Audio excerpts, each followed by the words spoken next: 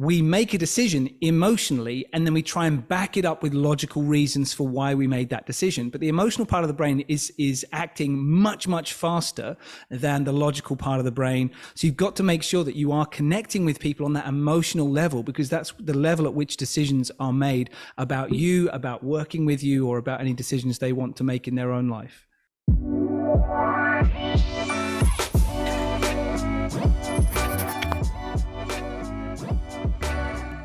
Welcome to today's episode of Influence by Design. I'm your host, Samantha Riley, and today we're going to be talking about all things communication and influence. And I've invited Richard Newman onto the show, who's the founder and CEO of Body Talk.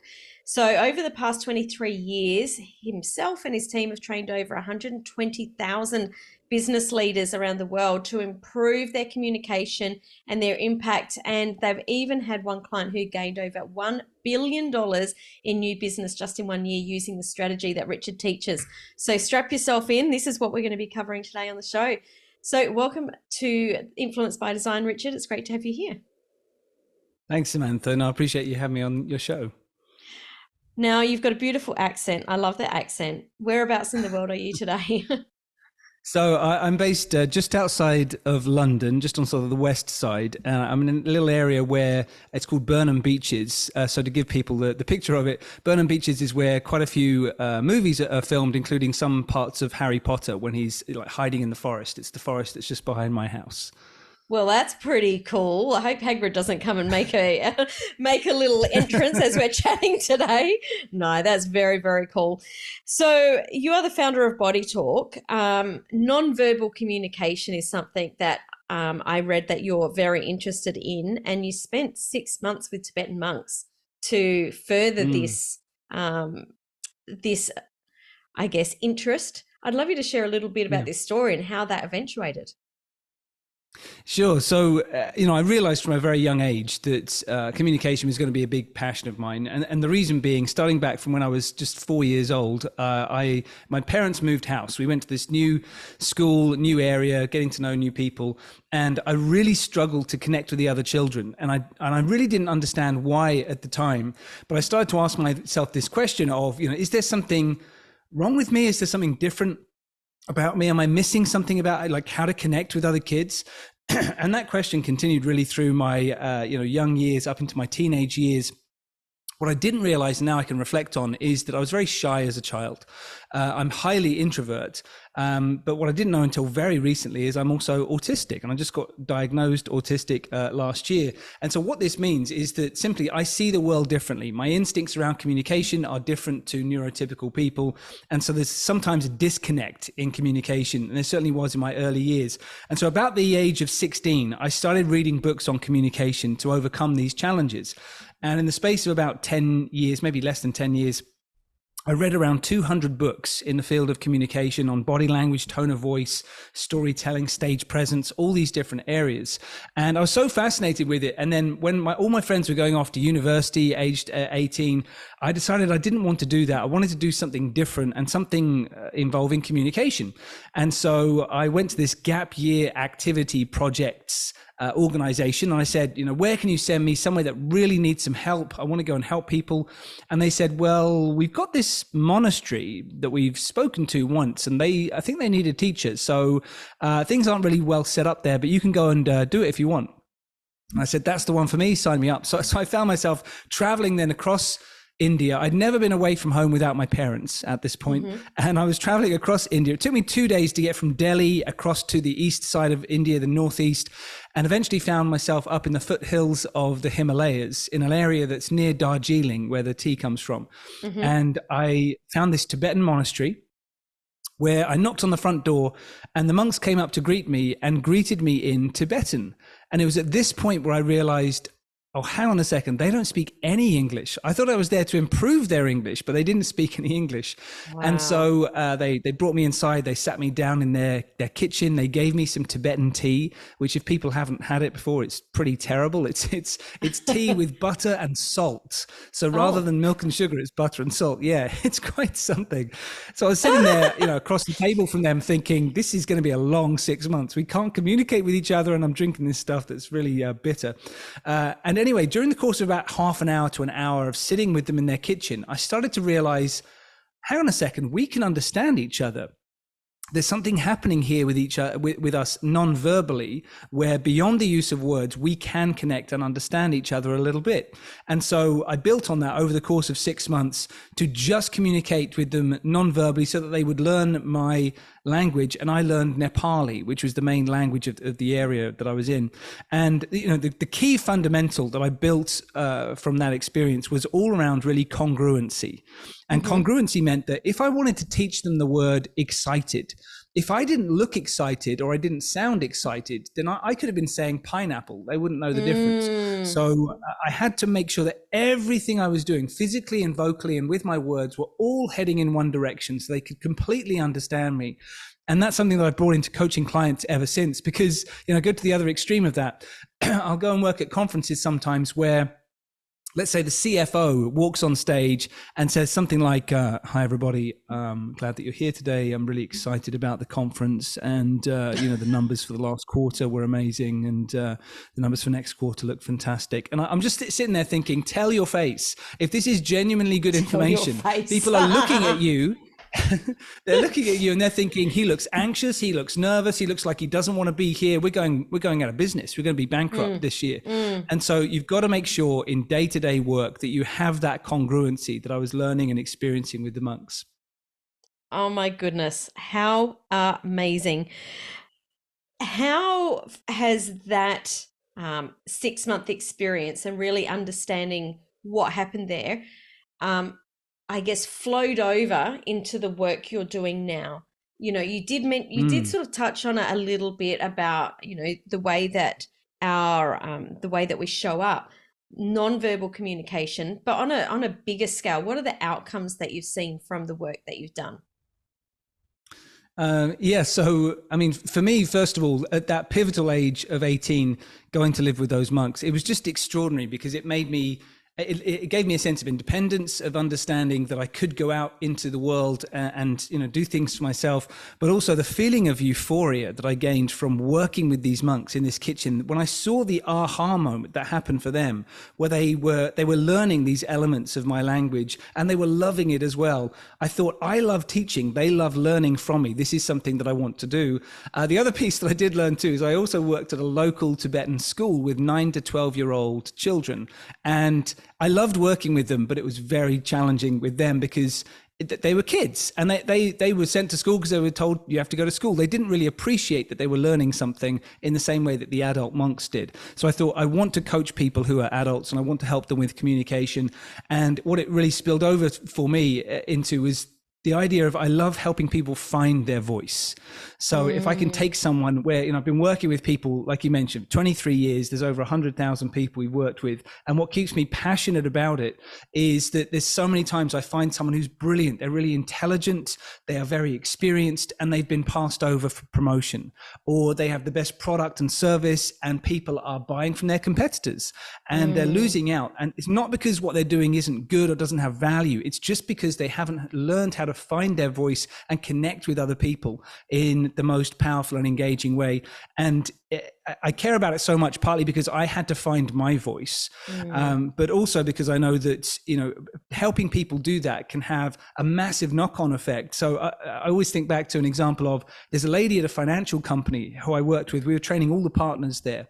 And we went to do a booster event sort of 6 months after the initial workshops we'd done. And people said to me as I walked in the room, they said, do you know about Sarah? Have you heard what's happened to Sarah? I said, what do you mean? And they said to me, you know, it's changed. This course that you've given them has changed her marriage. It's changed her relationship with her children. Her clients are delighted. She walks into the office smiling every day. And I was thinking back to the original workshop thinking, I'm pretty sure we just taught them presentation skills. Like, isn't that what we did? But by doing this, it creates such a shift. It can give people such a level of confidence in themselves.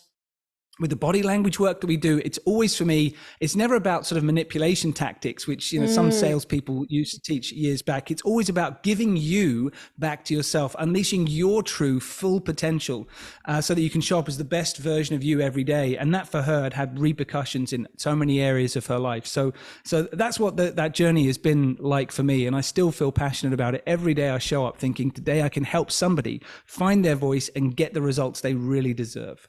Oh my goodness, I love this so much. I love this so much because we've got to remember that business isn't, or our career isn't just one bucket of our life, that we are holistic beings and that every part of our life does affect other parts of our life. What I also love is that as business owners and entrepreneurs, we are influencing others on a daily basis. We're influencing them to change their thoughts, their behaviors, to change their decisions. And if we can master this, and like you said, and I love that you mentioned it, it's not in a manipulative way, it's not manipulative at all, but for us to have a great impact, we do need to influence other people's, you know, thoughts and decisions and behaviors. One of the ways that we can do that is through storytelling.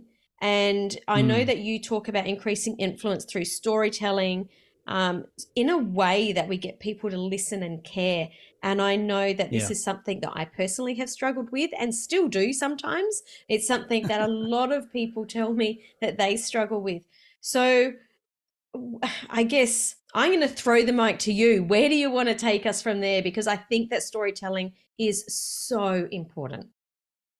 Yeah, I absolutely agree. And I've loved working on storytelling with clients for so many years. You know, originally I was working with them just on, you know, body language and voice and that sort of thing. And clients kept on saying, we love this, but we also need to figure out what to say. And what we say seems to be letting us down, even if we've now got, you know, more presence or gravitas and so on. So for about the last 15 years, I've been working on that storytelling piece with people. And the biggest piece that I could share with anyone around how to increase your influence there, that is a big aha moment, and particularly for coaches and consultants who might, listen to your podcast. The biggest piece that I often share to people is simply to stop being the hero in your stories. And this can transform your impact, particularly in sort of sales pitches, the way that you interact with your team, how engaged people are when they listen to you. And so I'll talk you through a big example of this, and then we can go down to a small one. So the biggest contract we've ever helped a company win was worth $800 million in one contract. Wow. And and so it was a huge deal to work on this. And this company, this big construction company, they were aiming to build a brand new building on the bank of the River Thames in London. And they'd been working towards it for somewhere between a year to 18 months, huge project. And it got down to the last couple of weeks, and they'd heard that they were in the final three, but they were in third place. And so it got down to these final couple of weeks. My team and I, we were in there coaching them. And on the final day, the night before the big pitch was going to happen, their CEO flew in by private jet from America. He came in to do this rehearsal, and he was going to be the first speaker in the pitch. And we hadn't met him until sort of 5 p.m. the night before the pitch happened. So he stood up to do his part of the pitch, and he got about 3 minutes into it. And I thought, I feel like I'm putting myself on the line saying this, but I have to say it because there's moments until they do this pitch. And I said, I have to stop you. Can you tell me honestly, do you believe you're going to win the pitch tomorrow? And he said, no, we're not going to win the pitch. And like the whole room stopped breathing. There's like, around 20 people in this sort of mahogany conference room area. And they stopped breathing thinking, oh God, we're going to lose. And also, why are you saying this to our CEO? You're going to get your head chopped off. And so they looked at him, they looked at me, and I said to him, can you explain to me why you don't think you're going to win? Because that's what I'm feeling. Is if I imagine that I'm the audience, the panel on the decision-making panel, that I feel like you don't believe it. Tell me why. And so he said, well, the reason being, there's a lady on the decision-making panel who doesn't like Jim, and Jim and her have had this challenge, and therefore they are counting us down on points where they should be giving us extra marks, and we should be in first place. So I've now had to come in here to try and rescue this situation and look after my team. And so I said to him, okay, let's just pause there. Let me talk about storytelling. I said to him, every pitch that someone does is a story. And then there are characters in that story. And I said to him, would it be fair to say that you would see your position here as the hero of that story, where you're coming in to rescue or save or protect your team in some way? And he said, yeah, okay, that sounds about right. And I said, would you then say that your team, your company, is almost like a victim of this story of where you've got to in the pitch? And he said, yeah, they are, absolutely. And I said, so what does that make the decision-making panel? How are you seeing them? What character do they play in this story? Would it be fair to say that you're seeing them as the villain?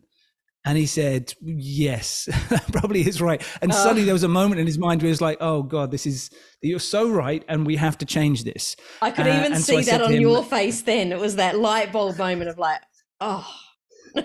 Yeah. And that's how he felt. And then there were people in the room thinking, how do we fix this now? And I said to him, look, you've got to shift it, because if you want someone to sign off and agree $800 million for you and you see them as a villain, it's just not going to happen. So we have to shift this around. So I talked to him about the mentor and hero dynamic.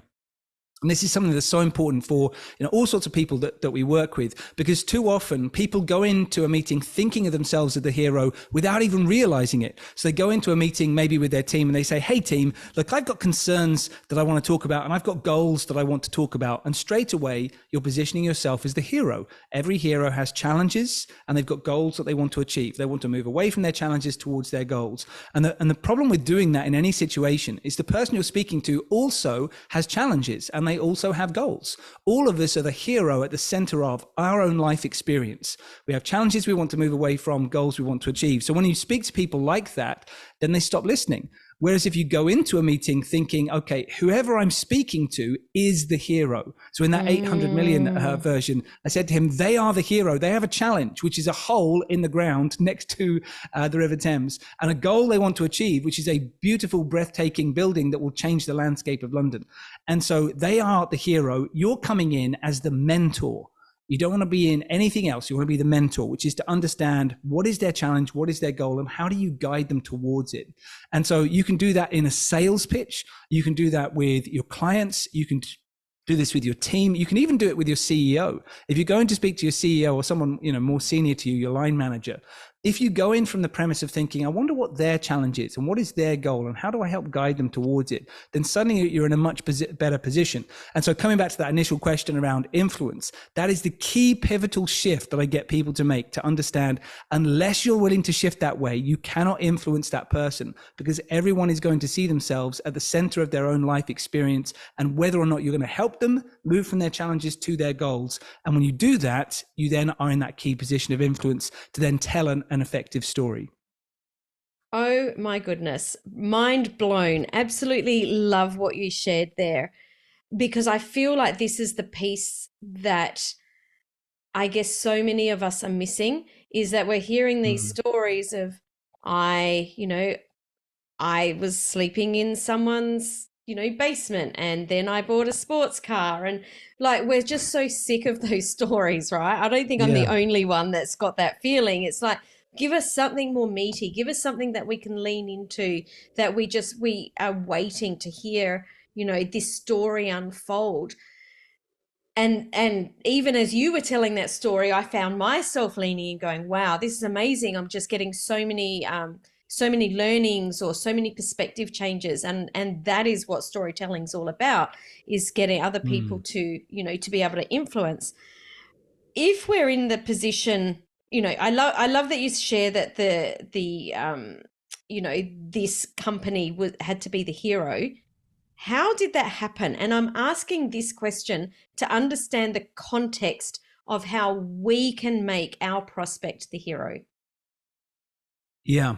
So the best way to make a prospect or anyone you're speaking to the hero, you've got to get to a deep level of understanding of where are they really. So diving in without any sense of assumptions around things.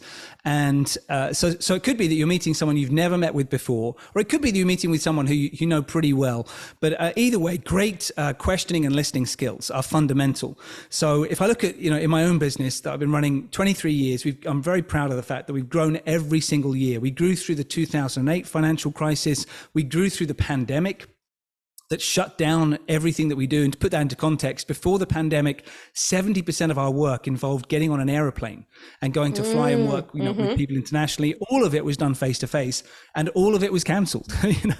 Going to the beginning of March 2020, everything that we had booked in was cancelled.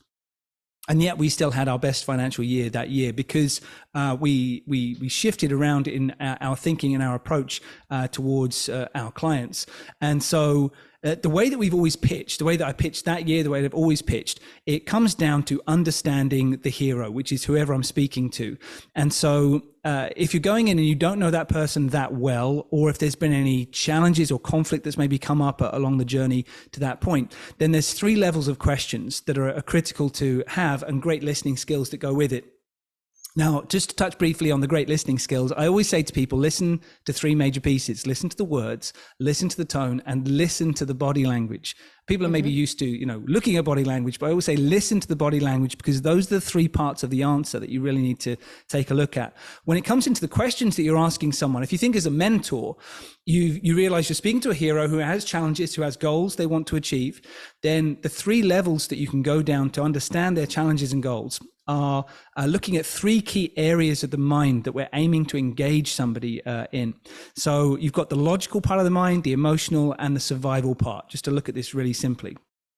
So if you're starting to get to know somebody, maybe it's the first time you've met a client, or maybe it's somebody who you've had a tense relationship with, starting off with the logical level is the best place to be, because there's no risk at that point. So if you say to them, something along the lines, say it's a conflict you're resolving, you might say, so can you tell me what happened last Tuesday? And, what time did that happen? And what did that lead to? What were the events? The person can just sort of talk you through a series of events. Or if he's talking to a client, you could say to them, for example, do you mind sharing, where are you at in terms of the size of your team, and what's happening? What are the goals that you've set for this year, and so on? It's simple things for them to answer, which is on a logical level. It's a great way to start to build a little bit of rapport where the person thinks, okay, you asked me some questions, I've answered, and I feel safe. Now, if you ask too many of those questions, if you go beyond 10, say, for example, the person starts to feel interrogated, because that's what happens in interrogation. It's all about the facts. And they ask you 50 questions about the facts and you get really frustrated. So once you've asked a few to build up the context, you can then dive down into the emotional level of the question, which is along the lines of how do they feel? What are their thoughts? What are their opinions around those facts? And this is something that we go to straight away when a loved one comes home from work. We don't start off with the logical questions because we know them very well. We don't start off with, what time did you arrive at work today? What time did you leave work today? If you do, then the person thinks, hang on a second. That's the interrogation. Exactly. Yeah. So instead, they walk through the front door and we go, hey, how are you? How are you feeling at the moment? What was life like for you today at school, at work? And so we go straight there with people we know really well. If you don't know them well, you might need to do the context, logic questions, go into the emotion. Now, once you build up the emotional questions, you know when you're ready to go to the next phase, when they're giving you emotional answers. So some people you say, how do you feel about the 17% that we achieved last quarter? Now, they might give you a fact-based answer if they don't feel safe. They might say, well, I think if you compare it to 12 months prior, it was, a 12% increase on where we were. And therefore it's statistically, like they're giving you a logic answer. They're not willing to open up about emotions. Once they open up about emotions, they say, I'm feeling disappointed in myself, but I am feeling excited about the future. And I just think if we kind of head in this direction, things might get better. They're giving you that answer. Then you're in a place where you can dive down into the survival part of the mind, because the mind's feeling super relaxed, open, receptive to you. And that's where you can dive down into what is the core driving part of your decision making that will make you move in one direction or another. What is driving how you feel about this? What is the greatest driving concern that you have in this area? And if you can get down to that place with a client, it's amazing. It's gold dust, because you then know why exactly are they looking for this service or this product or this idea right now? What's the core component of the decision-making process? And you can do that with their goal as well. Not just, what numbers do they want to achieve, or, what weight are they aiming to achieve, or financials are they aiming to get to, but what is driving it really? What would make them feel absolutely extraordinary on a survival level? So once you can get those 2 pieces in place, exactly who they are as a hero. And that's what we see when we watch a great movie or we read a great book. We know those things. Sometimes we're reading it where we get the internal narrative of they have a conversation, but what they're really thinking, what's really driving their behavior is down here. So we get to really associate well with those, connect well with those characters. And so you can do that in day-to-day life by being the mentor and truly listening to that person with their responses. Not just thinking, I'm going to ask these questions and I'll move on with my pitch. You've got to truly hear what is happening there. And so by doing that, I found that this is really effective in the pitches that we've done as a business, where I never show up with a slide deck and a brochure. And repeatedly this has happened where I've shown up and my potential clients have said to me, did you not want to use the screen and present something? Because all the other companies have done that. And I'll say, no, I just thought we'd sit down and have a conversation. And I'll ask them things, and I get, by the end, I know them really well. And I know that they're feeling, he's the only person that's actually listened to us. Yes. He really knows us. He gets us. He gets us in a way that nobody else gets us.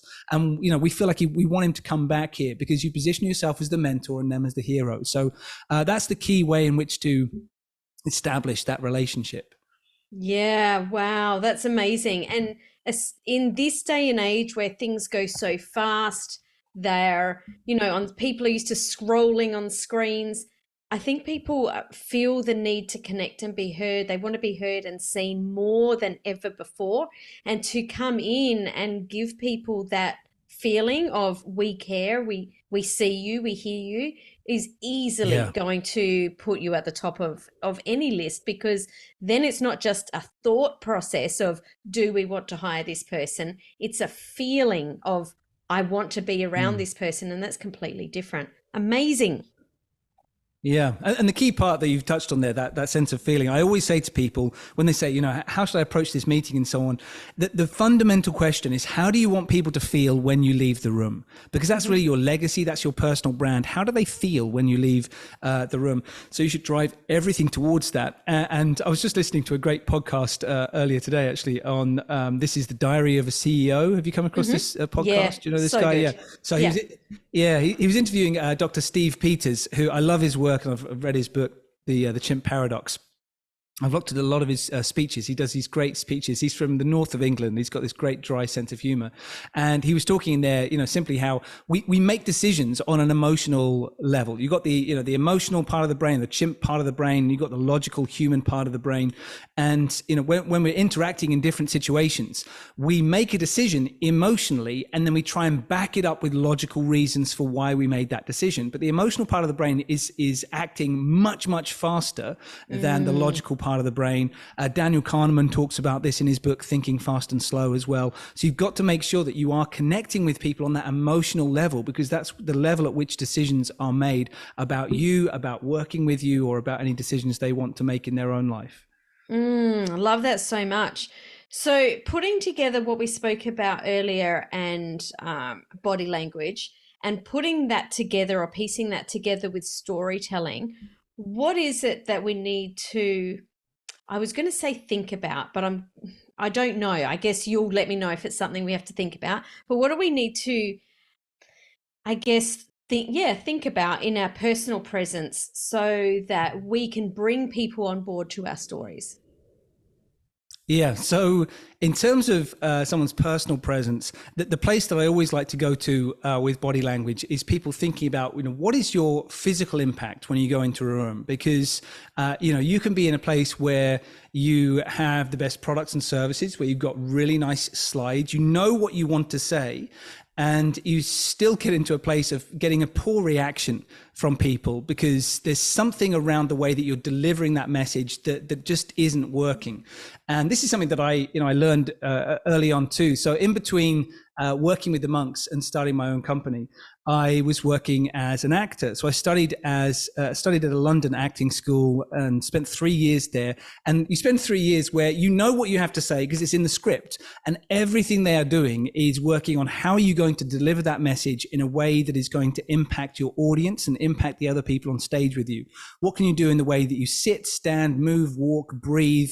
What can you do in your voice that will change the meaning of that delivery and get a much greater response from your audience, where you get them to gasp or you get them to laugh because of how you've changed the delivery around that. So I was always fascinated with it.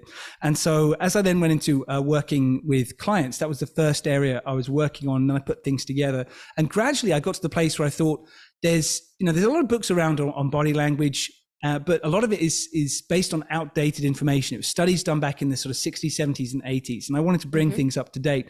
And so in 2016, we created our own research project, which was then published in the journal Psychology. It's a peer-reviewed journal. We worked with this guy who's Professor Adrian Furnham, who's the head of psychology at UCL in London. And he helped us design this study. And what we did, it's one of the largest studies ever done of its kind, looking at people universally.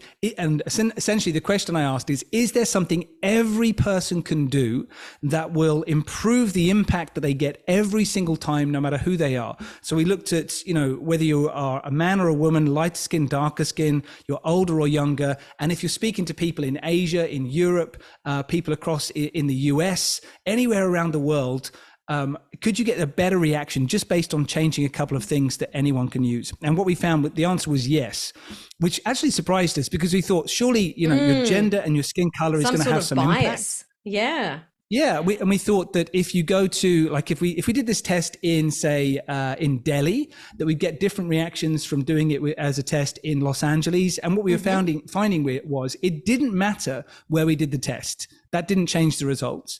It didn't matter if the person in the video in the study, it didn't matter what their gender was. It didn't matter what their skin color was. It didn't matter what age they were, all of which completely blew up our hypothesis. We thought this is obviously going to play a part, but it didn't. There was no significant change in those pieces. And just to give people the clarity on this study, we got people on these videos to wear the same clothes and say the same words. And then we slightly changed their body language in each video to see if that made a different impact on what was happening. Each person involved then in the study, they would watch one video and they would rate this person. How confident do you think they are? How convincing are they? Would you vote for them in an election? Do you think they're a good leader? All these different elements. And so we would see if the different behavior from one video to the next would change that person's ratings universally. And simply what we found is that you can say the same words, wear the same clothes, you slightly change your body language, and you can increase the number of people who think you're a good leader by 44%. You've said the same words, you wore the same clothes, you are the same person. You just make a couple of small changes. You can also increase the number of people convinced by what you said by 42%. And you've said exactly the same words, you are the same person, you've worn the same clothes. And so and there was a whole range of other statistics we could go into, which we were so pleased with. We were genuinely hoping for 5% when we started off with this experiment, thinking if we can make a 5% change, that'd be great. 5% increase in sales, wouldn't that be good? So it was huge, though, the results. So to give people clarity on this, what essentially we found made the difference is bringing people back, as I was saying earlier in the conversation, bringing people back to the way that they were born to stand, the way they're born to breathe, move, and gesture, and so on. If you come back to that and you get rid of habits that are holding you back, then suddenly you get a much better reaction from people. So as an example of this, we looked at posture, was one of the areas we studied. And what we find is that day to day, there's so many people, if they're standing or if they're sitting, they will be leaning off to one side, particularly if they're standing, they're sort of leaning off to one hip. And then we can't bear our weight there for very long. So we get uncomfortable. So we then lean off to the other side and so on. We go back and forth. And when you're in that position where you're leaning to one side, gravity is pulling you off balance. And if you give that person a quick push, they fall over. So they are literally the physical embodiment of being a pushover in that position. And so if you move from that position of gravity working against you, if you sit or stand in a position where gravity is going straight down on your torso and your feet are evenly placed, your weight's evenly placed between your left foot, right foot, toes and heels, you get grounded and centered, much like you would if you're playing a sport. And I used to play basketball. So if I'm taking a free throw, I don't want to be leaning off on one hip and sort of do it. It's not going to work. So you've got to get yourself grounded. Or if you're playing tennis or golf, you get into this ready position. If you do that when you're speaking to people, whether it's one-to-one or speaking to an audience or sitting or standing, then gravity's now working with you. And what we found is that then there is a perception that you have gravitas. Your words seem to be more important.